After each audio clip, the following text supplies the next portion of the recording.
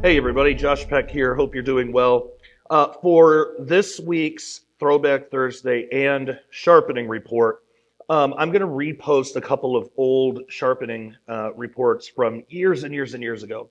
And the reason I'm doing this is for both of these interviews, they were with a special guest, good friend of mine, Jim Wilhelmsen, who just recently, unfortunately, passed away.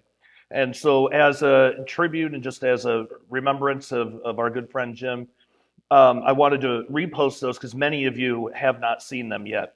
And I'm going to use this same intro for both videos. So if you see this intro, repeat it again. Don't worry, it is a different video. The Throwback Thursday is an almost 4 hour long audio only podcast interview that I did with Jim on his book Beyond Science Fiction. And then the sharpening report that I'm going to do for the following day will be a repost of, I think it's sharpening report 15 or something. It's really, really old. It was back when Google Hangouts was a thing, if you remember that. So the video, and it is video, it's not just audio only. The video quality is pretty rough, but all the information, the audio should be fine. You should be able to hear it fine. The information is good. And you'll get to see kind of how we started out here on Sharpening Report. And back then it was just called The Sharpening. So I'm going to do that. Also part of it too, obviously the main reason is for my good friend Jim, but part of it too is if you couldn't tell, I'm fighting off a really bad cold or flu or something, and it's really difficult for me to talk. Also, we are getting the studio fixed up with some soundproofing and some other things. That's going to take a few days to get it all situated. And remember, too, on top of all that, I have a 9 to 5 job at Prophecy Watchers, so that takes up a good portion of my time there. So I'm limited on how much time I have available for this. And what's really exciting about my work at Prophecy Watchers is I am starting a new show called Into the Supernatural, and I'm currently in the process of editing that. I have recorded 12 episodes, so I got a lot of work ahead of me, but it's all good stuff. Anyway, so all that being said, again, I'm going to use the same intro for both videos, and I do hope that you enjoy my two interviews with my good friend Jim Wilhelmsen. May he rest in peace. All right, everybody, thank you so much. Love you all. Take care. God bless.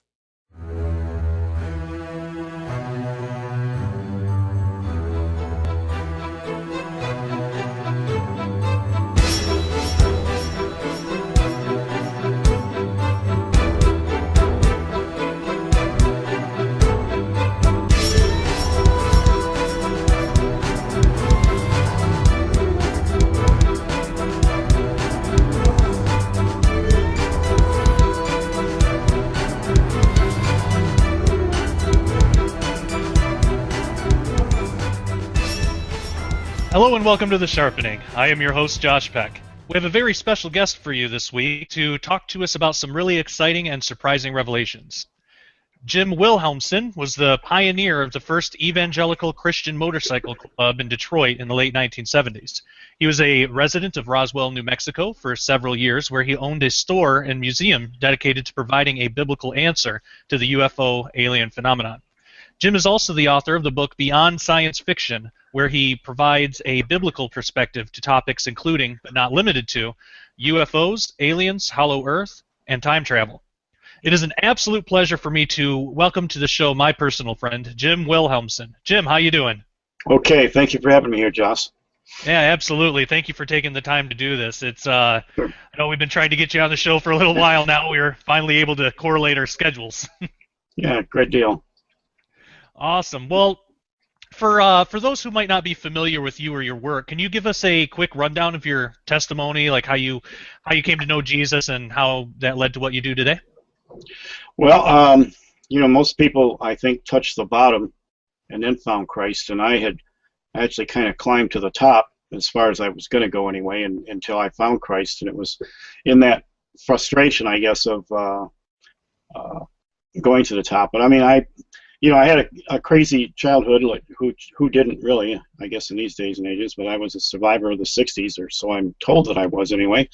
I was a kid growing up in the 50s. I was fascinated by the space program. I was fascinated by I was a sci-fi nut, and back then they had all the B-rate sci-fi movies that came out, and so I was kind of fascinated by that and drawn into the whole phenomena of UFOs, and watched and read pretty much everything until about the mid-'70s, when it started getting a lot of metaphysical New Age stuff and what I called religious stuff. It just, my interest waned in it, and I just got away from it.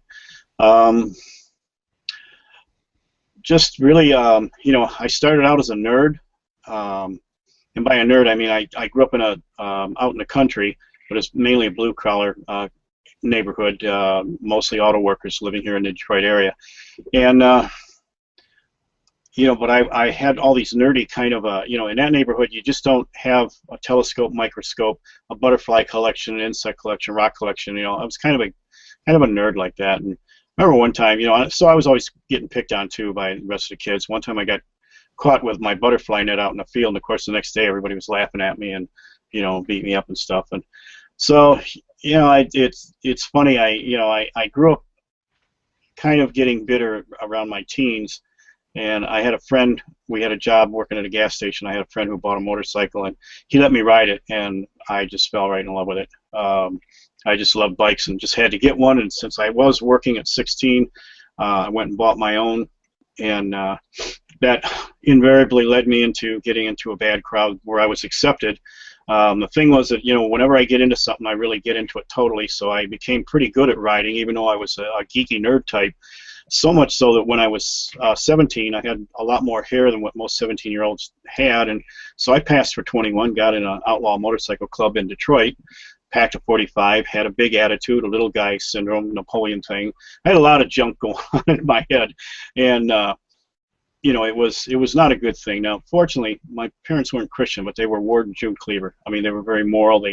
They gave us, my brother and I, a very loving home. So I was raised, good and right. And so the crowd that I got mixed in, I got involved where I actually had to clean up and after a murder that was in the clubhouse. And then I realized that, this isn't kid stuff. This is really serious, and I don't belong here. I'm not like that. I'm not one of them. So it caused me to change directions in my life, but at the same time, Uncle Sam had ideas. This was in the middle of the Vietnam War, and the next thing I know, I'm wearing OD green and in the service. I had a life-death experience there where the Lord supernaturally delivered me, and even then I didn't get saved right away. It took me about 4 years. Long story short, I got busted with drugs because on one hand I was good at what I did, but the drug problem back then in the 60s, you had marijuana flashbacks, and they were going to kick you out because you couldn't be dependable. So, but I really believe my first sergeant was a Christian, and he had pity on me, and he showed me that I had potential. But he said, as long as you're going to be in the service, you have some things that are over your head that's never going to change no matter what you do. So I want to give you a chance. If you promise me you'll get off drugs and do something with your life, in 3 weeks I'll have you out of the service with an honorable discharge, and you can go to college on the benefits. Well, in the middle of the Vietnam War, yeah, okay, where do I sign? And I did just that, but I tried, I still had a problem smoking marijuana on and off until I did finally get saved. But for the next 4 years, I pursued, I stuck to my agreement with him. I got off the drugs, got out of the biker lifestyle. I started, trying to do something with my life. I ended up getting a degree. I got into artwork, did metal sculpture work. At 20, I think I was at 23, I had my own house. I had a wife. I had a kid, a newborn. I worked full-time. I actually talked my way into working at a shop where I worked 3 days a week. Got paid 40 hours for those 3 days, 13 hours a day. And then the rest of the week I worked I had a little small art gallery in a mini mall, and I ran my art business. So I made really good money right away. Had cleaned myself, from the drugs and everything. And I guess maybe there was a little bit of pride there too that, look what I did. I came from, a mindless guy that just swallowed every kind of drug he could get a hold of, to somebody that had gotten a degree, had gotten his own business, had a new house, a new car.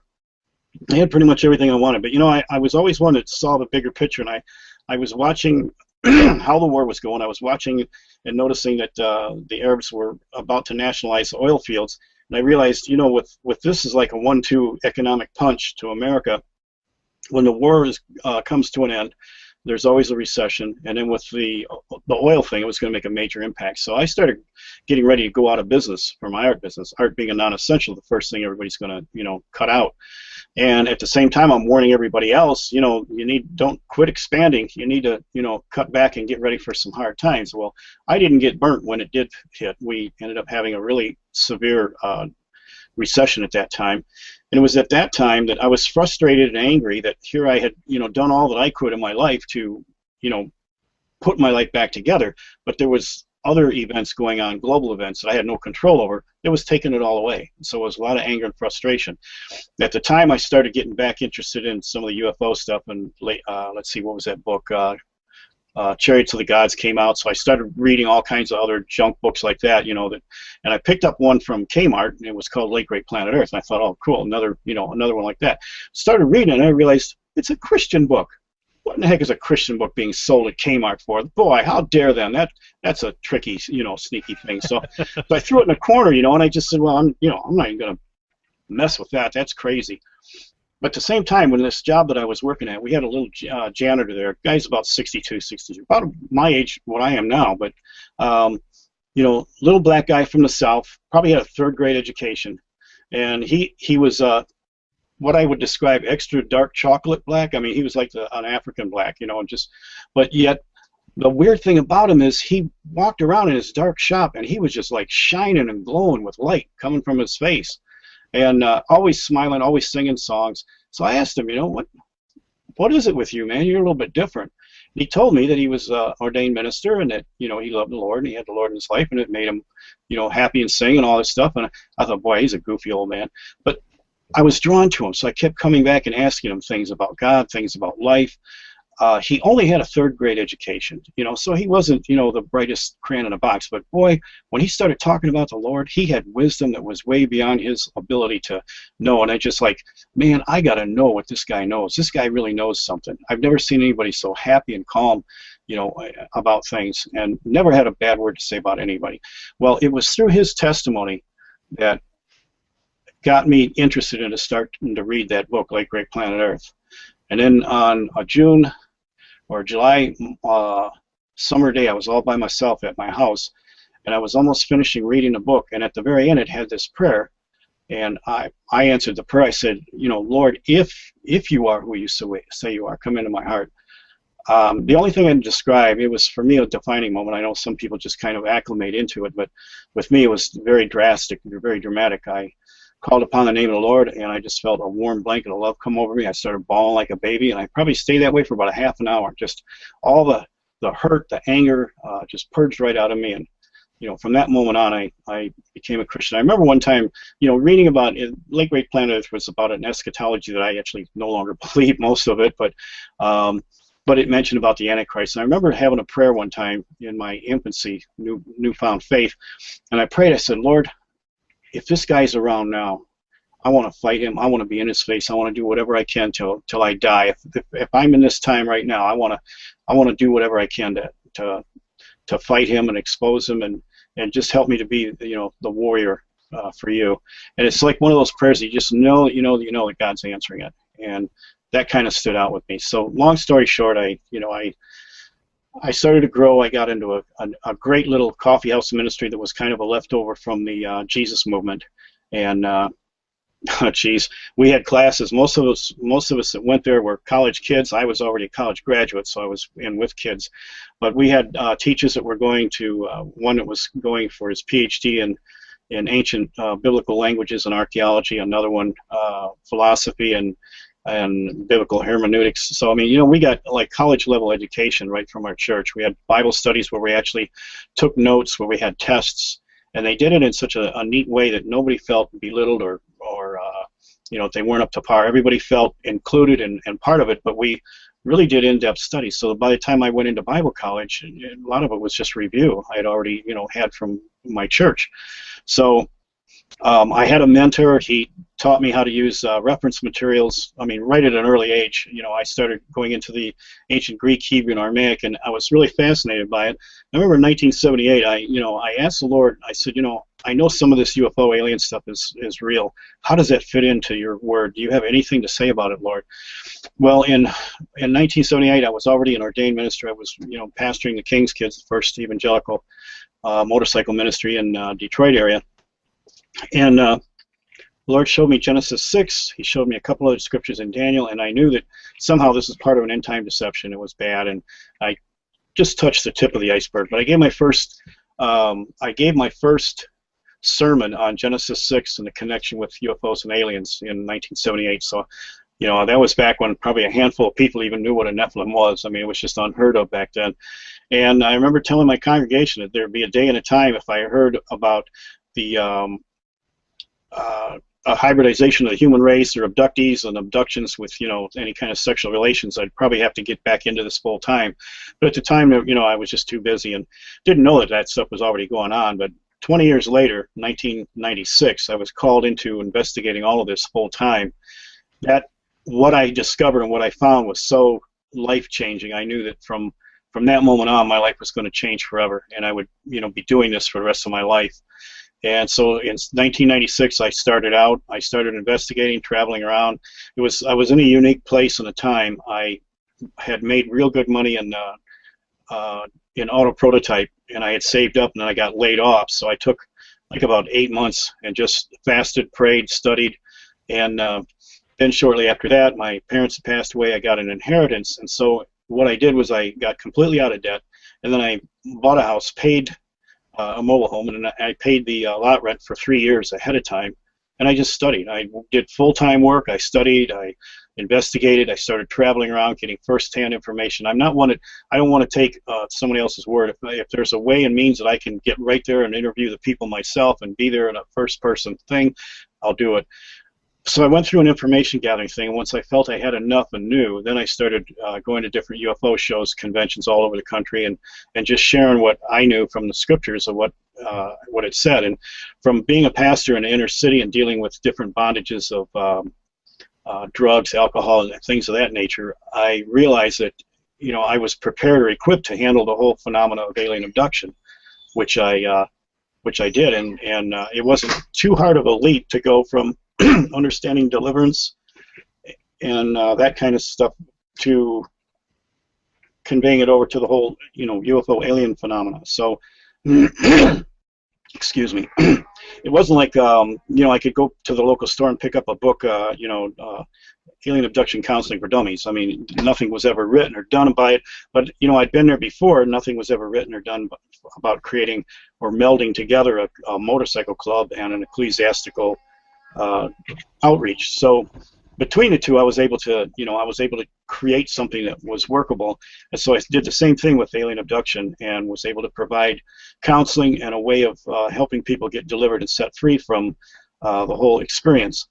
So this led me ultimately to the Mecca for the whole world for anything UFO and alien, which was Roswell, New Mexico. I was invited to speak at the first Ancient of Days, and when I went there, more than one confirmation that I was to go down there and move. And I had just recently gotten married, and I didn't know how to tell my wife that we were going to move into a little tiny small desert town in the middle of nowhere and pack up and leave. And fortunately, by the time I got home and was thinking about how to tell her, she says, I said, hey, I got something to tell you. And she says, I know, we're moving to Roswell, aren't we? So, well, you made that one easy, Lord, thank you. So we did, and so I opened up a store. Shortly after being there, I opened up a store and it was kind of like a bookstore wannabe museum, and it was right across the street from the International UFO Museum. From there, I had a radio program. Being Roswell, I mean, all the conventions and major people that are involved, both secular and Christian, always convened in Roswell. So it was kind of like a Grand Central Station. I got to know pretty much everybody that was who that was investigating this seriously. Pretty much got to meet everybody and know everybody that was involved. Of course, this is 2003, so to say that I could do that now would be impossible. I mean, this has broken out into a movement of the Holy Spirit within the Christian realm that it's just grown exponentially every year. I mean, when I first got into this in 1996, there was maybe five or six, including my website, that had anything from a biblical perspective on UFOs and aliens. I think L.A. Marzulli, David Flynn, Stan Dale, that was about it. Chuck Missler. There wasn't anything else out there. And So now, I mean, you can go to hundreds of sites and thousands of people that understand all this stuff. So, it's been quite a movement, and it's been it's been very rewarding. My main motivation is to, some of it is kind of cranial. Some of it's kind of includes a lot of Gnostic and other kinds of material and things, because you're looking over the shoulder of the enemy at his plan. But one thing that a friend of mine told me a long time ago when I got involved in this, he says, just keep it simple, Jim. And it's something that really stuck with me, because if you can take all these things that are rather involved, anything prophetic is always going to be more involved. It's not going to be easy. Like, salvation and deliverance is something that God has set so in his mercy so easy that a kid can understand it. But when you get into prophecy and other things like that, then you get into a more involved stuff that requires a little bit of gray matter too, and that's where the Bible says, where Paul says to study to show yourself approved. So there's no shortcuts to it, and it just takes a lot of time. And I invested a lot of my money for that time to study and be diligent. And when I got to Roswell, I found out how well equipped and well prepared I was. I was able to share Christ with, at the end of the week, for every 150 people that went to the UFO museum, maybe 3 or 4 would trickle over to my store. But at the end of the week, I'd have a dozen people that I knew I changed their lives, I impacted it. And that's always been my main focus and my main purpose in doing all of this, is not only to help the victims of all of what we're studying and learning, but also to draw others that are being bought into the whole UFO ancient aliens thing, to show them that the Bible isn't fairy tales, that there is a physics, there's a logic, there's a science, there's a real history that has already been addressed, that's contained in the Bible. My premise is that everything and anything we'll ever be faced with and challenged with in our faith is already there, chapter, text, and verse in the Bible. We just have to prayerfully, diligently seek to find it. So the information part of my type of ministry, I almost compare it to being like the Center for Disease Control.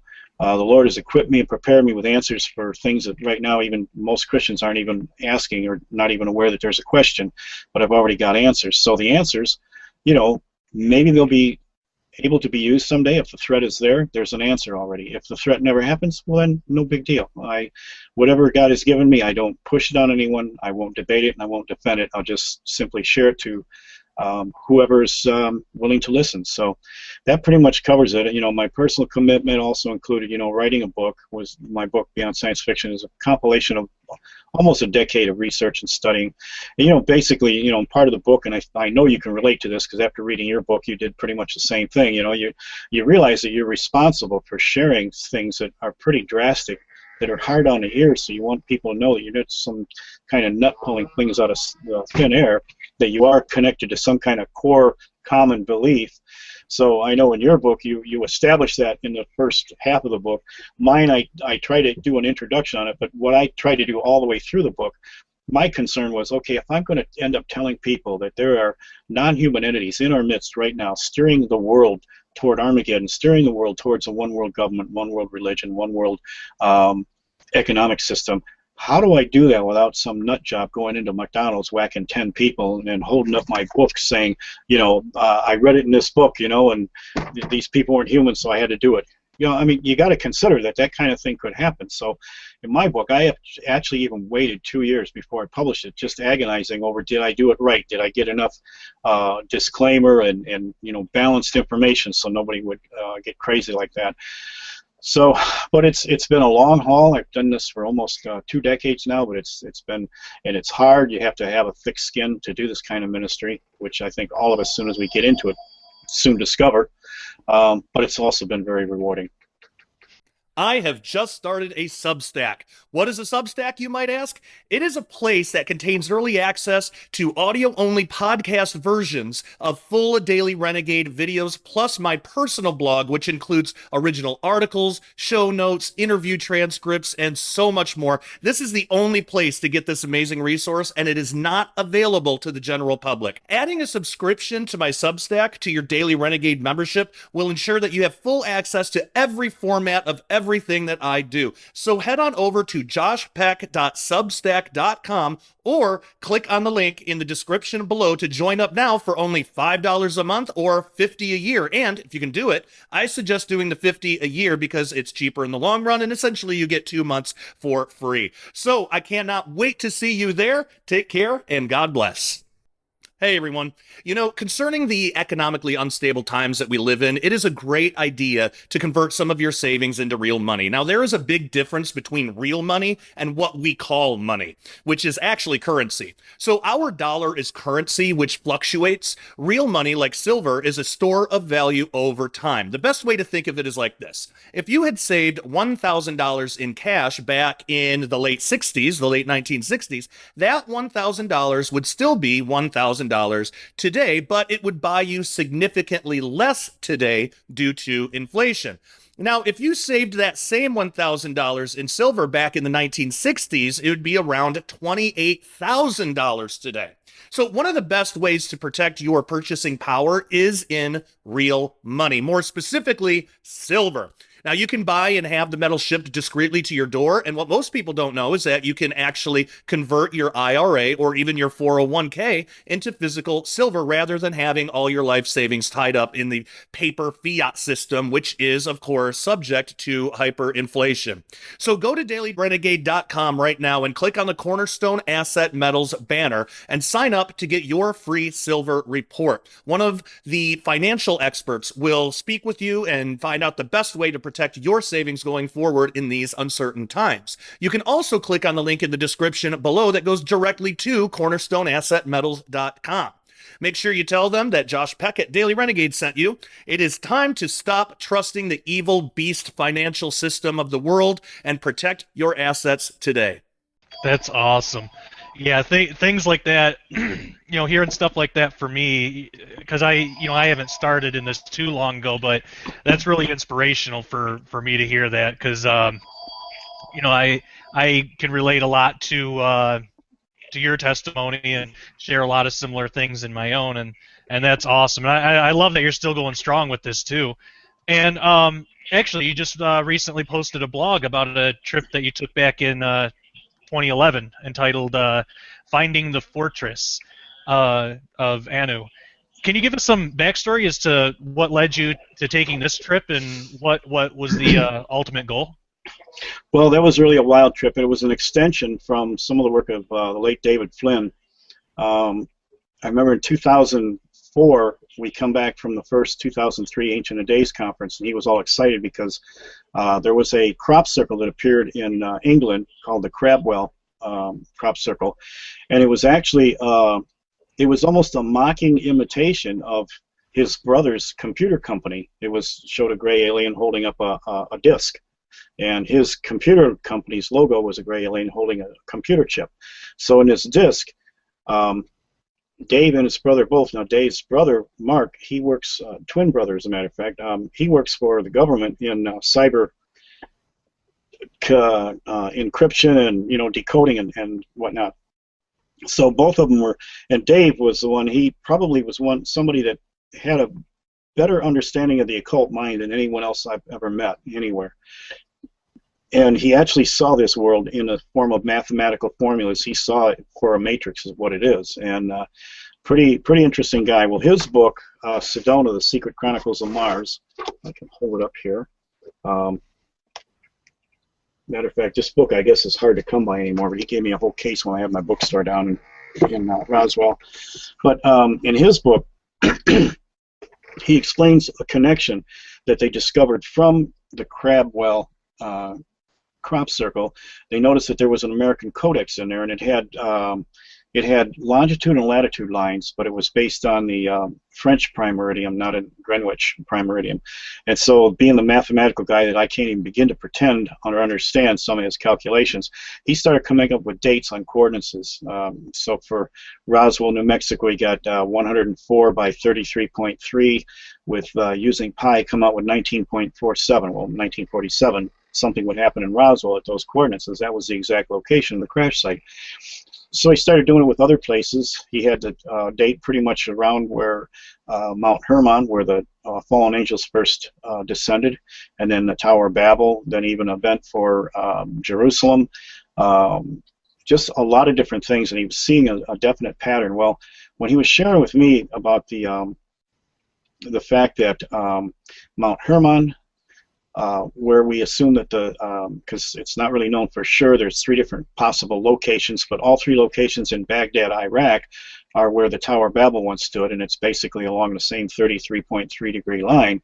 And then you take it all the way over to the west, and that's 33.3 degree latitude line is where the Roswell crash was. 33, of course, is a number that's the highest.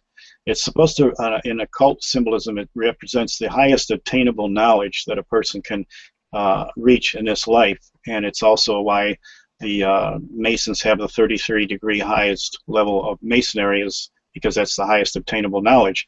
So there's, you know, an occult significance and all of that, and the whole world can almost be read out mathematically in formulas, and that's something that Dave understood that I, you know, I sort of understand, but, you know, not to the level or degree that he did. But I noticed that it was, and the one thing that the Lord had told me a long time ago, that everything was going to be done in the same but opposite, that Satan had a plan. Once I understood that everything's being done in the same but opposite, that everything that God did, he was going to duplicate, but it was going to be in a same but opposite pattern. So I noticed that the topography of where Mount Hermon was, and then the measurement of 497 degrees, or 97 miles from the top of Mount Hermon to the base of where the Tower of Babel was, I noticed that especially the Tower of Babel, which is kind of funny because everybody thinks that Babel was some kind of climbing program, yet the Tower of Babel was built in a valley. If you're going to build it for reaching into heaven, you're going to put it on the highest mountain. You're not going to put it in a valley. So reached unto in the Hebrew, it's not even there. It's that they were assuming that that's what it meant, but it should have been probably likened unto if you look at this, all the words before and after, because there is no real word that says likened unto or reached unto. But based on the words before and after, probably a better one would have been likened unto. It was the pinnacle of occult information and knowledge, and they had contained that in there, believing that someday someone's going to be able to put all the pieces back together. And it was forbidden knowledge, and I think it was the knowledge of the 2 lies in the Garden of Eden, original lies. You should surely not die, and your eyes will be open, you'll be as God. So if you look at it, that the 2 things that Adam and Eve lost was an internal body and an internal environment to live in that eternal body. So Satan's 2 lies were actually 2 promises. He promised mankind that eventually in this linear existence that he is going to supply man with an eternal body and an eternal environment according to his way, not God's way. So there we get into the whole idea of a same but opposite. He's going to imitate and duplicate everything that God did, leading up to the same promise, only circumventing God completely. Hey, you don't have to follow that guy and be accountable to him. Follow me, I give you the free and easy, cheap way to do it. Of course, it's a lower class, cheap imitation. It isn't going to last, and that's where the trick is on us. So anyways, in all of that, I noticed that the valley and the 2 rivers, the plains of Shinar is where the Tower of Babel was built on. The plains of Shinar means the land of 2 rivers. That's the Tigris and the Euphrates. And where they come together and where the location of Tower of Babel was, I noticed that in Roswell, New Mexico, surrounded by mesas, mountains, and it's in a valley, and it's along 2 rivers that almost are identical. It's almost like a mirror image, and that's the Pecos River and the Rio Grande, and they come together almost the same point. The dots line up, you know, for the cities in the same point. I'm thinking, man, there's a pattern here, and there's something more going on here. So I'm thinking, okay, if the sons of God first descended upon Mount Hermon, and then 400 and some miles east, they've been made deified as the gods and goddesses through all the kingdoms on the earth. Could it be that this, in the, you know, we know there's a former historical Babylon, but there's a prophesied future Babylon. Could America be that future Babylon, and could this be the reappearance of the same sons of God along the 33.3 degree line? And if it is, and that's their second coming reappearance, then that means, according to scriptures that I already discovered and found, the disembodied spirits we call demons are going to be brought back to health, restoration. They're going to be given bodies again, but this time the bodies fall upon a sword and they're not even wounded, as Joel says. These are immortal bodies that aren't going to be subject to a flood or a death or anything. So I'm thinking, that means, according to Daniel 2:43, where they mingle their seed with men, but they don't cleave one another, even as iron doesn't cleave. Now everybody says, well, see, that proves it's unsuccessful. I'm going, no. The word cleave is tied directly into marriage. It's in Genesis 2nd chapter. It says, a man shall leave father and mother and cleave unto his wife, wherefore they are no longer two flesh, but one. So here's the idea that they will mingle their seed, but they won't cleave. It won't be in a marriage situation. It'll be clinical outside of that. The very theme of what alien abduction is all about. So, and then when you study the Nazis and what they were, in Operation Paperclip, what was brought over to the country, a continuation of that same thing, I'm going, oh my gosh, there could be an underground laboratory where they're being restored. Here's their second coming. They come back, they reappear. Now they need to be not deified as gods, but this time flesh and blood. Instead of building a false idols, the scripture goes, eyes have they see not, ears have they hear not. They that make them are like them, talking about these false idols. Well, it's prophesied that there would be an army of idols that would come eventually, and this would be that army of darkness, a literal crossing over. Joel's army, the same one in Revelation 9, it comes out of the bottomless pit. So I'm going, oh my gosh, if they're being genetically manipulated and stored, that means there's a genetics lab underground somewhere in the Arizona desert.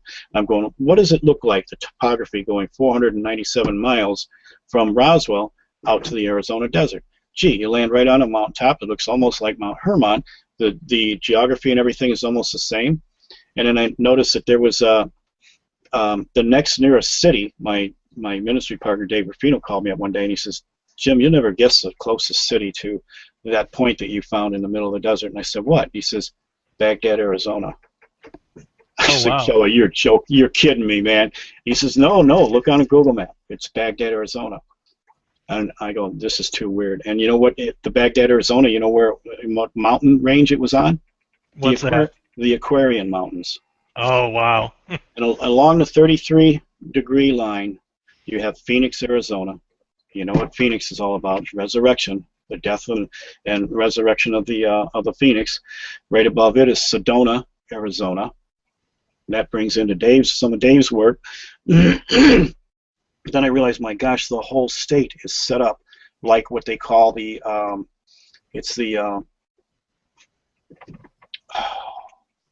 now I'm forgetting the name of it. It's a template. It's like a card. It looks like almost like a tarot card.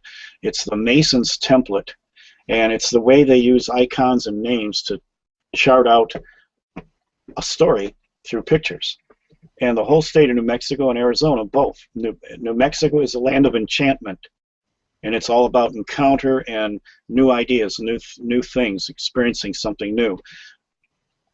Arizona is all about resurrection. Death and resurrection. So, I mean, here we have, the beginnings of a story, a cult style that's starting to read out into something. So I always thought, okay, it would be important. I would love to, because we don't know exactly where the Tower of Babel was. I took a common point between all three possible archaeological sites.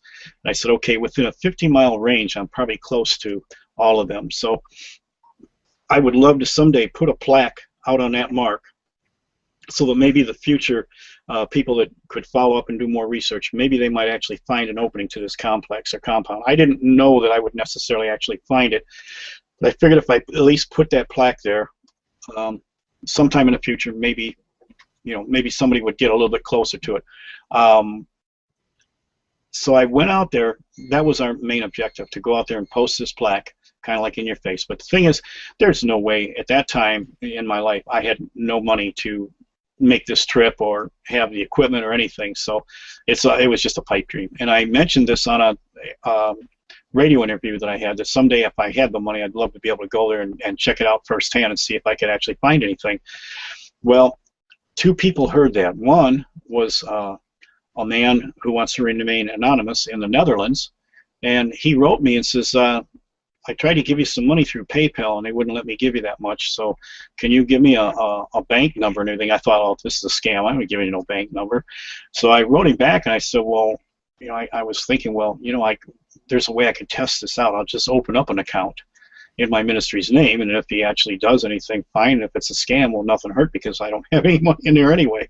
So I did that, and next thing you know, I had $4,000 deposited into my account so that I could buy all the equipment, hire all the people that I needed to take the trip, and I was going. Now, the only other thing I said, now, I'll know it's really the Lord because I know enough from living in New Mexico that the desert is, if you're not familiar with the territory or know how to live in the desert, in that remote area, you're putting yourself in possible danger. So you better know how to survive. So I thought, I need somebody as a guide. So I mentioned that on another radio show. And the next thing you know, a guy who is a herpetologist, which is a scientist, he actually wasn't a scientist, but he was a guy that hunted down reptiles and sold them on the market and everything. I didn't know it was a black market then, but I found that out later. But anyways, he volunteered. He says, I know the Arizona desert like the back of my hand. I'll take you wherever you need to go. I don't want any money for it. It'd be my honor to do it and to help you out. So I thought, oh, wow, this has got to be you, Lord. This is cool. So everything was all laid out. So, we had no other course than let's do our homework and see what we can find.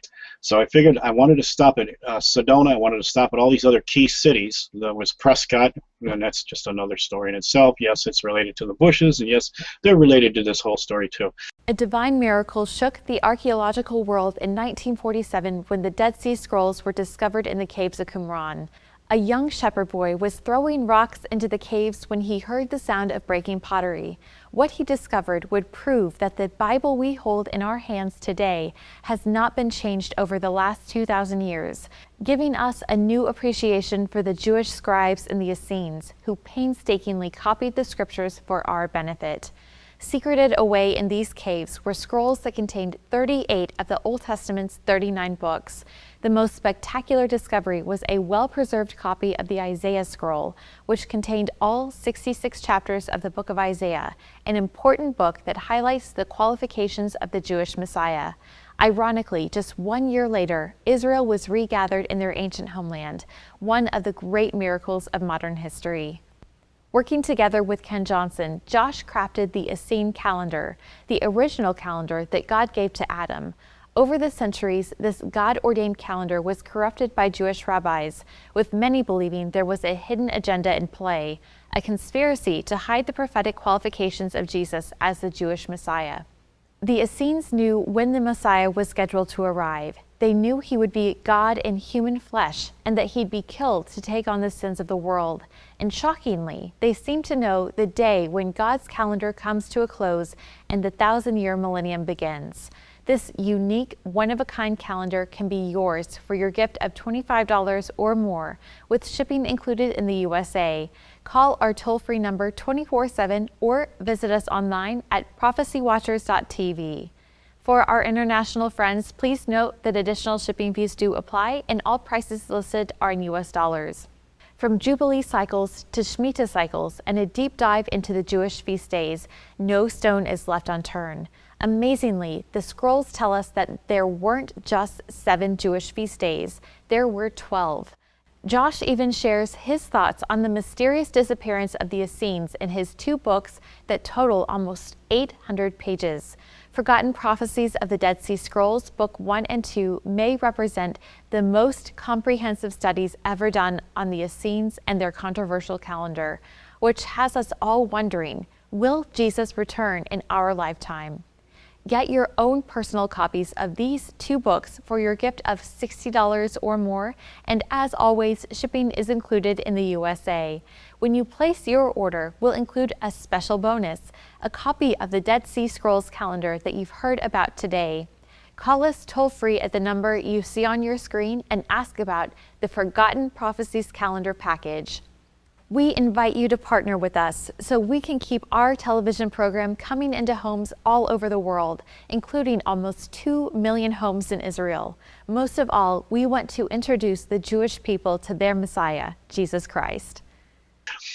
But Chuck Missler, in his book, and it really impressed me on this, or not, I don't even think it was in his book, it was on one of his videos or speaking engagement. He took the 10 generations and the names of from Adam to Noah, and then took and columnized them, and then took the Hebrew meaning for each name, and it read out the gospel in a nutshell. And so I realized, now that's a biblical, what they call a sod. There's in the way the Hebrew mind wrote the Bible, there was 4 levels of interpretation that they used, and one of them, the most encrypted, was the sod, that there would be a message within a message. So I thought, if the beginning of Babel with the 5 cities that are mentioned, I wonder what happens if I took those 5 cities and then and read it out. I wonder if that could actually tell me anything or say anything.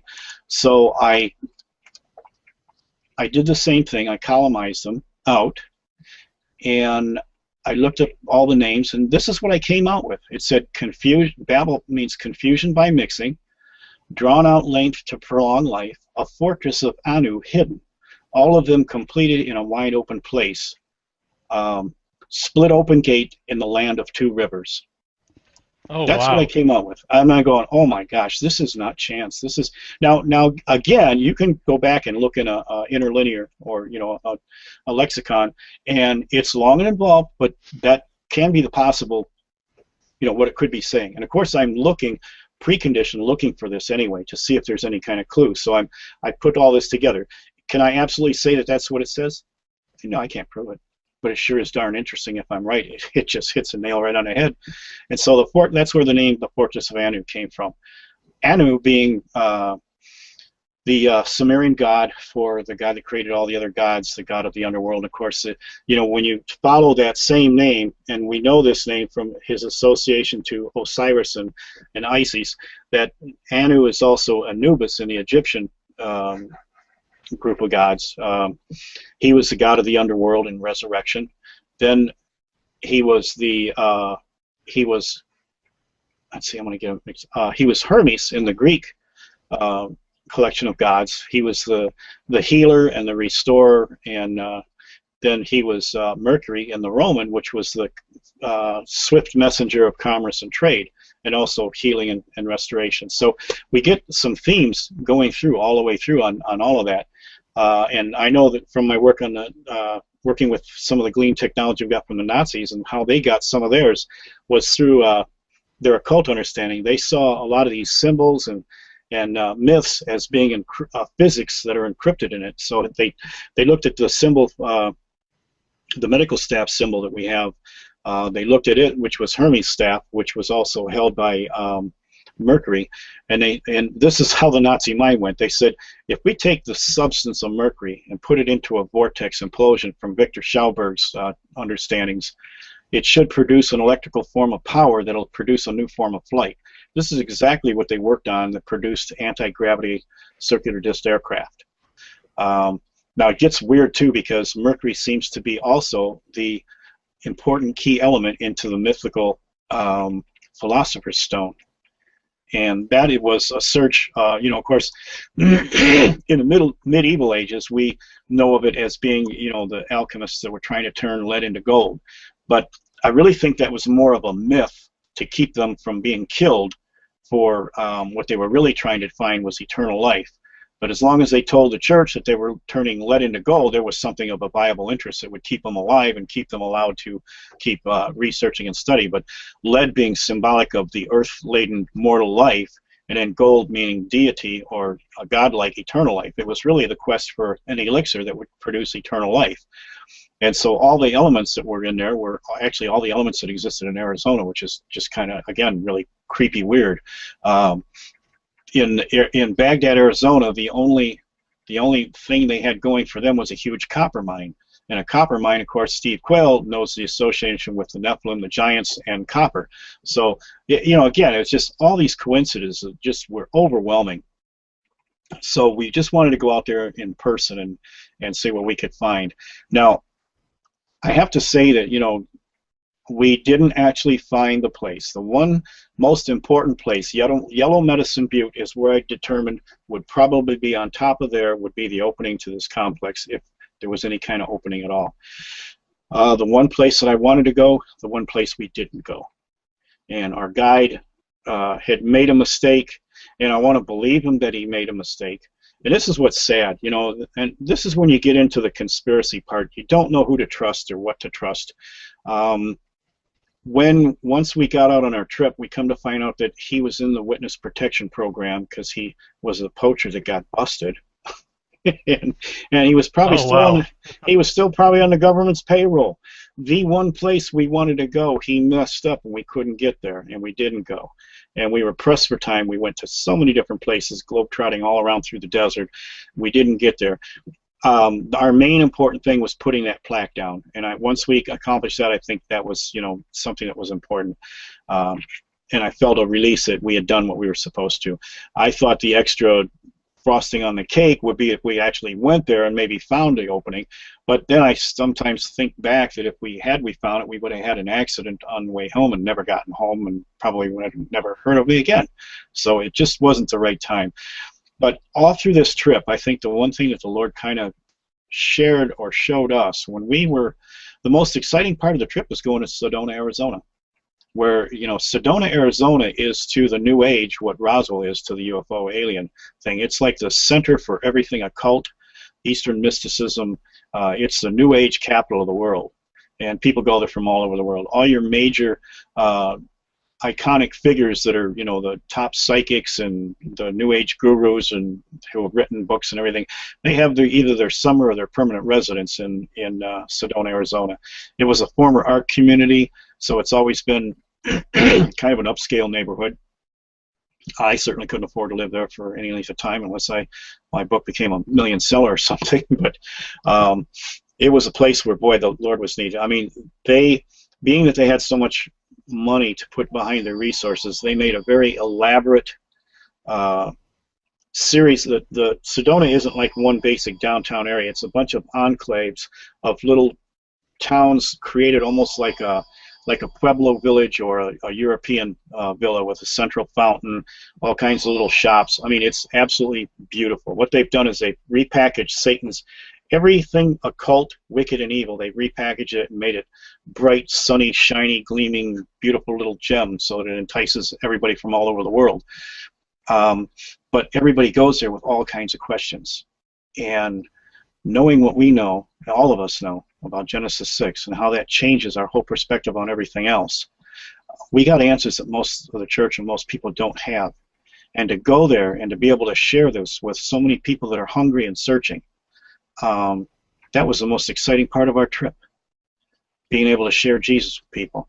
Traipsing out through the desert and looking for mysteries, that was fun in its own way. But the thing that was the most uplifting, the thing that was the most fulfilling, was sharing Jesus with all these people that needed to know him. And so through our whole trip and everything, when all was said and done, that is actually what helped me get a redirection of my own ministry, to refocus back on making this all basically evangelistic. The searching and everything was interesting. I think we did what we were supposed to. I regretfully don't know. I don't want to falsely accuse this guy that volunteered to traipse us through. I think, regardless of whether, now this is going to sound funny, but Christians will get this. I don't care if he was working for the government. I like the guy. I like him.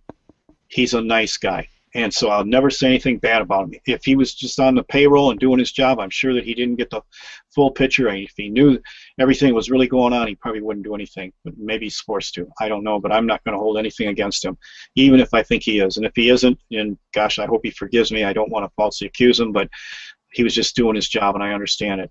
And the only reason I really, am totally convinced, maybe not the mistake that we couldn't find Yellow Medicine Butte or get on top of it. That was one thing, but at the very end of the trip, we were going to split ways. He was going to go up to Phoenix. We were going to go down further to look at some petroglyphs and a few things, and then go back to Superstition Mountains. I didn't know that we probably wouldn't have time to go up into the mountains. That's going to be a whole trip. You and some other younger people should go to, but that's a weird place. But before we split our ways, he pulled over to the road, called some friends, said he had to, get a hold of him and hook up with him, and he didn't want to talk and drive at the same time, and I think that's pretty wise. I don't do that myself. So we did, but then he said he wanted to go to one more place before he left. He says he wanted to stop by this National Guard Armory. I'm going, what the heck? I don't want to go to the National Guard Armory. There's nothing there for me. It's got nothing to do with the trip. The next thing I know, now I was in the military. I know what the bases are like, even a National Guard Armory during wartime. They're heavily guarded. You just don't go on a National Guard Armory base. It doesn't happen. there's guns and all kinds of cool things there, and they're not going to let people go just there from anywhere during wartime. We went right through, before I could even know what was going on, we were already inside the base, inside of it. It's like, Oh, wow. what is going on here? We weren't stopped, we weren't, challenged or anything. And before I kept telling, I think it was my son driving, and I kept telling him, turn around, get out of it. We don't need to be here. But at the same time, I got my camera out the window. I'm still taking pictures, because I was taking pictures before we went into it. Just taking, some pretty pictures of desert and everything. And then I realized, oh my gosh, I'm inviting myself to get busted here. I put the camera away. But I noticed that by the time we had even a chance to want to turn around, we had already turned around, and we were in front of the headquarters, and we went, I couldn't go any faster than the guy that was ahead of me, who was our guide, and he was going real slow by the headquarters, and then he sped up and went out. I realized, oh my God, we had just been profiled. That was the whole purpose. That's why we got on the base, and we weren't challenged and stopped or anything. They were probably filming us. Wow. Oh, that's weird. So when I got back home, all three of us, Eric Smith and my youngest son, David, all three of us, all hell broke loose in our lives. All kinds of personal weird stuff happened. So we knew we stepped on Satan's toes, and he wasn't too happy about it. But then it got to be beyond that. I had a hard drive crash on my computer. All my notes and everything that I had studied on my whole trip, I lost. Jesus saved, but I didn't, and I didn't save any of it, so I lost it all. When my the 3.5 hours of filming that I did on my video camera, the SD chip got fried in my computer.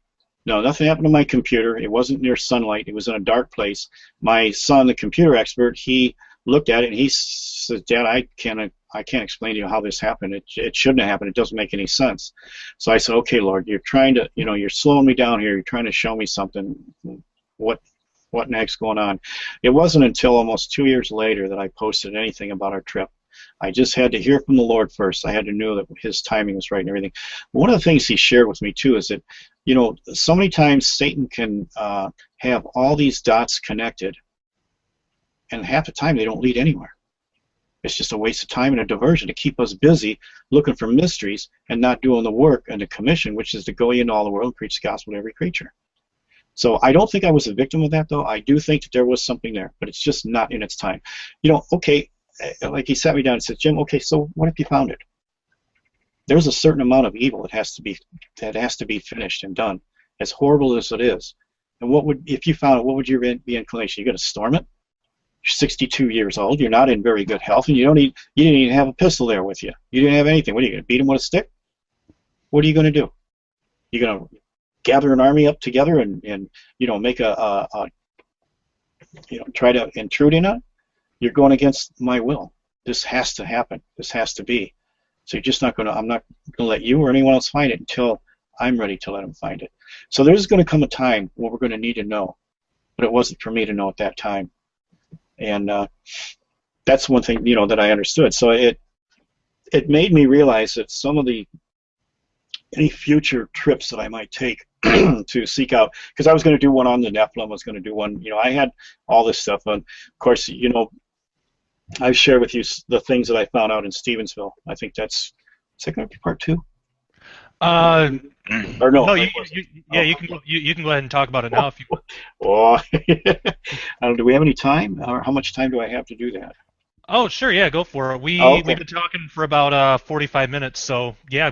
Well, it's kind of interesting. The 2 main trips that I had almost cover the 2 lies that are in the Garden of Eden. One, you shall surely not die. Well, the whole trip about looking for the Fortress of Anu was a genetics lab that was going to bring back these things.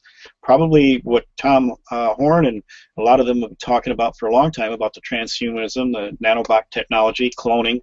I always saw the cloning part. I didn't see the transhumanism thing until the technology started to develop back in the 96. Nobody knew about that because we hadn't mapped the human genome yet. Now all these things are a possibility, and I think all of this technology, even artificial intelligence, the ability to upload or download a person's consciousness into another body, that's not science fiction anymore. We can do that, and we're working on it already. Hey everyone, I hope you enjoyed the first half of this episode of the Sharpening Report. You know, if you are a Bible-believing Christian who opposes the kingdom of darkness trying to run the world right now, then you are a renegade to the satanic system. We here at Daily Renegade wear that badge proudly. So, if you're a renegade as well and you want to see the rest of this video, head on over to dailyrenegade.com right now and get a membership today. Not only will you get the rest of this video, but you'll get our full catalog of Sharpening Report episodes and Daily Renegade update videos on topics such as Bible prophecy, science, technology, the Nephilim, aliens, and so much more. All of our episodes at Daily Renegade are early access, so as a member, you'll get the videos before anyone else does. Daily Renegade also offers videos not available anywhere else due to social media censorship. We also have a community page only for members where we can all fellowship together without fear of censorship. It's basically the best of Facebook and YouTube rolled into one without any of the garbage.